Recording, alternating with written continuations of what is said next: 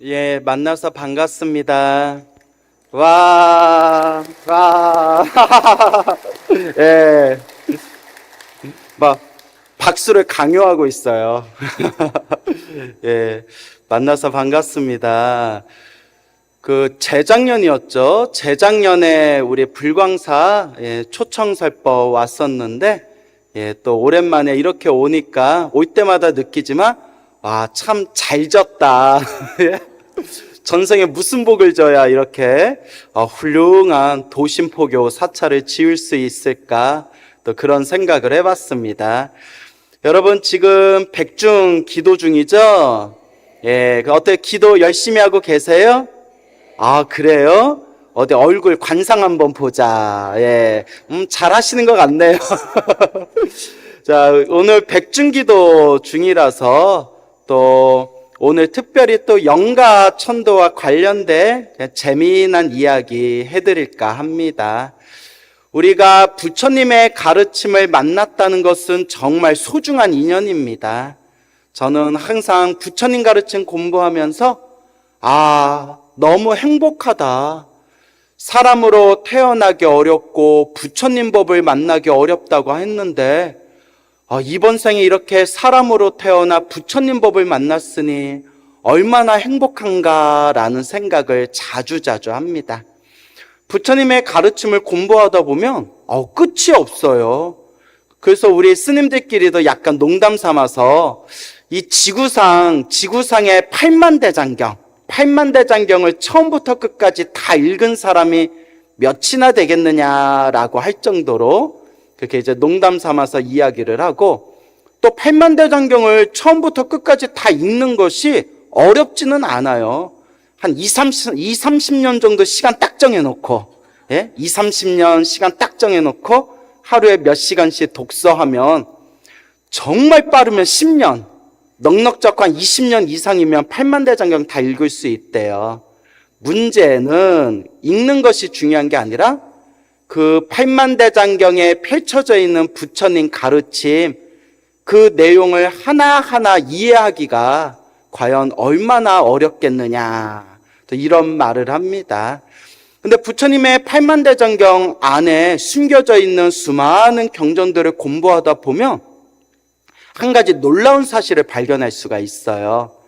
우리 부처님께서 중생들을 위해서, 중생들의 평화와 행복과 안락을 위해서, 지혜와 깨달음을 위해서 수없는 정말 소중하고 아름다운 법문을 해주셨는데, 의외로 8만대장경에 보면 귀신 얘기도 많이 나와요. 그래서 우리 부처님께서는 너무나 자비로우셔서 이렇게 살아있는 중생들을 깨달음의 길로 제도하는 소중한 법문도 설하셨지만, 또한 우리 눈에 보이지 않는 영적인 세계에 있는 이 중생들, 우리 눈에 보이지 않는 소위 우리가 저승이라고 부르는 저 구천에서 떠돌고 있는 중생들까지 다 제도하는 방법을 이렇게 우리 중생들에게 알려주셨구나라는 것을 이제 새록새록 느끼게 됩니다. 저도 19살에 출가를 했는데, 저도 처음에는 영가니, 영가천도니, 천도제니 이런 게 잘 믿음이 안 왔어요. 그냥 귀신이 있을 수도 있겠다. 사람이 죽으면 다음 생 새로 몸을 받을 수도 있겠다. 부처님이 그렇게 얘기하셨으니까 이렇게 어렴풋하게만 생각하고 저는 오로지 참선하려고 머리 깎고 출가해서 처음에는 영가니, 천도제니, 백중이니 이런 게 딱 마음에 안 와닿는 거예요. 그러다가 제가 두 눈으로 목격하거나 귀로 듣거나 또 제가 체험한 것들이 쌓이게 되면서 자연스럽게 이 영가라는 게 분명히 있을 수 있겠구나. 천도제의 공덕, 이 백중기도의 공덕이 분명히 있겠구나라는 어떤 확신이 생기더라고요. 이제 제가 보고 듣고 또 나름대로 체험한 것들을 통해서. 그래서 제가 20대 때에는 쳐다보지도 않았던 경전이 지장경이었어요. 그 지장경 한번 이렇게 훑어봤을 때 딱 든 느낌이 이게 이제 구업이 되지 않아야 되는데 수리수리 마수리 수수리 사바. 딱 지장경 봤을 때 그때 느낌이 귀신 씨 하나 까먹는 소리인 줄 알았어요. 뭐 영가가 어떻고 귀신이 어떻고 뭐 귀왕이 어떻고 지옥이 어떻고 뭐 염라왕이 어떻고 해서 아니야 내가 아는 부처님은 이런 세법을 했을 리가 없어. 이거 지장경 약간 문제가 있는 것 같아. 내가 나중에 더 열심히 공부해서 나중에 다시 봐야 되겠다. 그리고 약간 마음에 지장경을 기도하거나 지장경을 독송하는 분들을 보면 약간 수준 낮은 불자? 약간 이런 생각이 들었어요. 20대 때. 그런데 역시 사람은 아는 만큼 보이더라. 제가 부처님 가르침을 더 열심히 공부하고 연불하고 어떤 기도의 맛을 보기 시작하니까 어느 순간 지장경을 봤을 때 이야, 지장경이 이렇게 훌륭한 경전이었구나. 정말 지장경이 기가 막힌 경전이었구나. 그래서 저는 우리 초보 불자님들한테 제일 먼저 읽어야 할 경전 중에 하나를 지장경을 많이 권유해요. 그래서 우리 불자들이 닦아야 할 인과 업보의 가르침, 그리고 모든 중생을 제도하겠다는 불보살의 서원, 더 나아가서 다른 경전에서는 쉽게 볼 수 없는 그런 영적인 세계까지 자세히 설법해 놓았기 때문에 제가 많은 불자님들에게 지장경으로 시작하고 마지막 마무리는 법화경으로 들어가야 된다라고 많이 권유를 합니다. 그런데 우리 불자님들 중에서도 또 절에 다니시는 불자님들 중에서도 그리고 절에 다니지 않는 사람들은 더 심하겠죠. 이런 영가라든가 백중기도라든가 영가천도에 대해서 굉장히 부정적인 생각을 갖거나 아직은 믿음을 일으키지 못하는 분들이 참 많아요. 그런데 제가 거듭해서 말씀드리지만 자기가 맛을 봐야 돼요. 자기가 딱 맛을 봐야 이 세계가 절대 허망한 세계가 아니구나. 부처님께서 다 이렇게 경전에서 말씀하신 깊은 뜻이 있구나라는 게 이제 가슴에 촉촉하게 젖어들게 됩니다. 그래서 우리 이 불광사를 창건하신 창건주 큰 스님 누구시죠? 광덕 큰 스님이시죠. 제가 광덕 스님을 엄청 존경해요. 저랑 같은 광자 돌림이잖아요. 막 이렇게 뭐 이게 박수 칠 일은 아닌데, 이렇게 그냥 어떻게든 그냥 꿰어 맞추는 거예요. 광덕 스님 죄송합니다. 그래서 이제 광덕 스님이 엄청나게 큰 스님이신데, 제 은사 스님께서 평생 참선하시고 선방만 다니셨던 수자세요, 수자. 오직 참선만 하셨던 분이에요. 근데 우리 참선만 했던 제 은사 스님께서 언젠가 저랑 차를 마시면서 이런저런 얘기하시다가 뭐라고 하시냐면, 포교 같은 거 하지 말아라. 지금 내 모습 보면 뒤로 낮아빠지시겠다. 몇 년 전에 세상을 떠나셨는데, 포교 같은 거 하지 말아라. 참선해서 깨닫는 게 최고의 포교다. 그러니까 뭐 포교 같은 거 할 생각 하지 말아라. 왜냐하면 그냥 평생 참선만 하신 분이라서. 그러면서 하신 말씀이 만약에 포교를 한다면 광덕 스님처럼 해라 라는 말씀을 하셨어요. 그래서 광덕 스님이 어떤 분이길래 우리 은사 스님이 이렇게까지 찬탄을 하실까. 포교하지 말아라 라고 하시면서, 하지만 만약에 포교하게 된다면 광덕 스님처럼 해라 이렇게까지 말씀하실까. 그때 어린 마음에 깜짝 놀랐던 기억이 있습니다. 근데 이 광덕 스님 책을 제가 많이 봤어요. 이제 우리 또 광덕 스님의 법문을 과거에 많이 살펴봤는데 제가 여러모로 큰 도움을 받았습니다. 그래서 어떤 분이 그러세요. 스님 이렇게 법문 듣고 강의 듣다 보면 예전에 광덕 스님 책에서 봤던 내용들이 많이 나와요 라는 말씀을 실제로 하시는 불자님들이 계세요. 그때 광덕 스님 법문집을 보다가 아주 재미난 내용을 발견하게 되었습니다. 광덕 스님께서 1950년대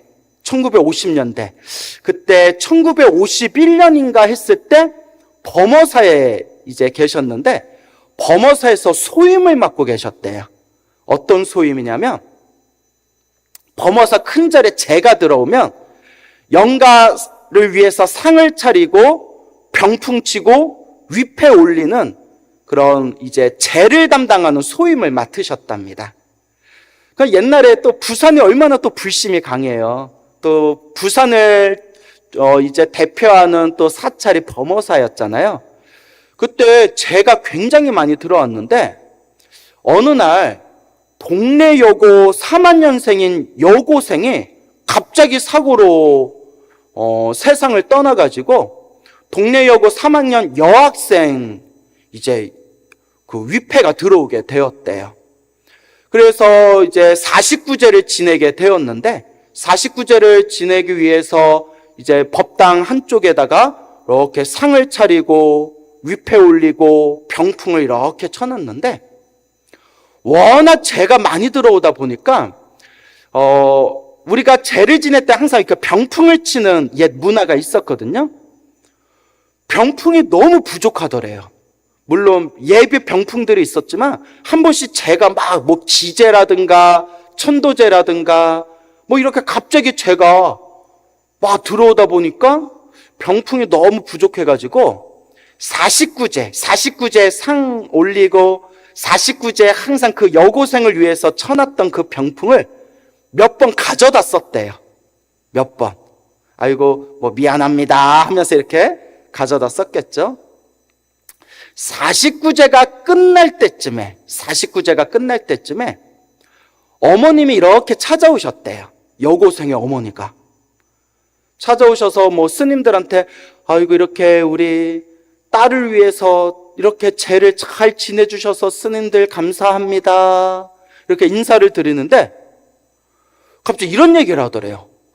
제가 이렇게 꾸벅꾸벅 졸고 있는데 비몽사몽에 꿈인 듯 꿈 아닌 꿈결 같은 그런 비몽사몽에 딸이 나타났대요. 생생하게 살아있을 때의 모습으로 딸이 나타났는데 평상시처럼 막 어리광을 부리더래요. 우리 딸아 이러고 있는데 엄마 스님들이 나 좋은 데 가라고 기도 많이 해줘서 나 좋은 데 가게 됐어. 엄마 너무 고마워 하고 막 어리광을 피우는데 그거 엄마가 비몽사몽이지만 엄마가 얼마나 마음이 기쁘겠어요. 우리 딸아 하고 있는데 딸이 갑자기 마지막에 이런 얘기 하더래요. 근데 엄마 내 병풍 자꾸 가져다 써서 짜증나 이러더래요. 이건 제 얘기 아니라 광덕스님 법문에도 나오고 광덕스님이 쓰신 글에도 나오는 거예요. 광덕스님이 그 얘기 듣고 깜짝 놀라셨대요. 광덕스님께서 이거 누구만 알고 있는 건데? 당신만 알고 있는 건데 솔직히 뭐 글에 책에는 그런 내용은 안 나오지만 대충 우리 절집 정서가 내 딸 위해서 49제 상 차려놓고 내 딸 위해서 병풍 쳐놨는데 중간중간 병풍 모자라다고 자꾸 가져다 쓰면 유족 입장에서 기분이 좋겠어요 안 좋겠어요? 안 좋죠 솔직히. 근데 아마 광덕스님도 너무 급하니까 몇 번 가져다 썼을 거예요. 미안하다 뭐 이러면서 깜짝 놀라셨다는 거예요. 아니 그걸 어떻게 알지? 그때 광덕스님이 딱 마음에 어떤 심경의 변화가 일어나면서 영가라든가 천도 같은 걸 무시할 게 못 되는구나. 분명히 여기 어떠한 말로써 표현할 수 없는 인간이 소위 합리적이라고 논리적이라고 말하는 그 너머에 무언가 이 세계가 있구나 라는 그런 마음에 큰 어떤 이해력이 생기셨다고 합니다. 그리고 49제를 다 마치고 난 뒤에 어머니께서 찾아오셔서 꿈에 또 딸이 꿈에서 또 나타났는데 엄마 나 좋은 데 가요 고마워요 엄마 아빠 안녕이라고 인사하면서 따님이 멀리 떠나는 꿈을 꾸었다라고 하면서 범어사에 인사로 오셨다고 합니다. 그 뒤로 광덕스님께서 지장경을 많이 보셨대요. 지장경을 많이 보시고 그런 몇 번의 어떤 영가와 관련된 그런 여러 일화들을 만나게 되면서 이 세계가 무시할 수 없구나 하면서 영가천도에 대해서도 연구를 많이 하셨다고 합니다. 그래서 실제로 우리 유튜브에 보니까 광덕스님께서 지장경 강의하신 그 법문이 올라와 있더라고요. 보신 분 계시나요? 분위기가 왜 이러냐? 다 보셨죠?